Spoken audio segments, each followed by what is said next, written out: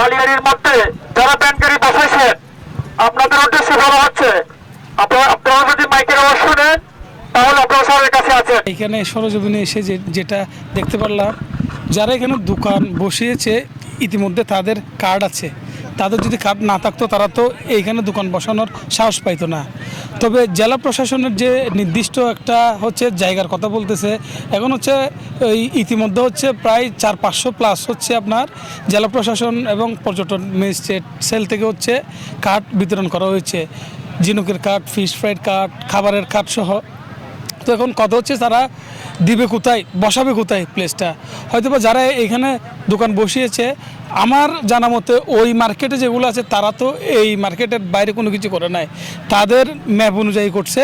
এবং যদি পর্যটন ম্যাজিস্ট্রেট সেল থেকে যদি বলা হয় যে এটা তাদের জন্য নির্দিষ্ট না, তাহলে সেটা তাদেরকে নির্দিষ্ট একটা জায়গা দিয়ে এখানে উচ্ছেদ করা হোক। কারণ হচ্ছে এইগুলা আমার দেখা মতে যারা বসিয়েছে তাদের তো সবার দেখলাম যে কার্ড আছে, এবং আমরা মনে করেছিলাম যে তাদের তো কার্ড নেই। এখন এইখানে এসে দেখতে পেলাম যে সবার কার্ড আছে। তো কার্ড যেহেতু আছে, এখন হচ্ছে তারা এখানে যেহেতু বসছে এবং হচ্ছে তাদের কথা হচ্ছে যে আমাদেরকে যদি তুলে দিতে হলে ওই মার্কেটে যারা আছে তাদেরকে তুলে দিতে হবে। এটা হচ্ছে মানবর পর্যটন সেলের সিনিয়র কর্তৃপক্ষ যারা আছে তারা ডিসিশন যেটা নেবে সেটা আর কি। তবে আমার কথা হচ্ছে যে কেউ যাতে স্বজন প্রীতির শিকার না হয়।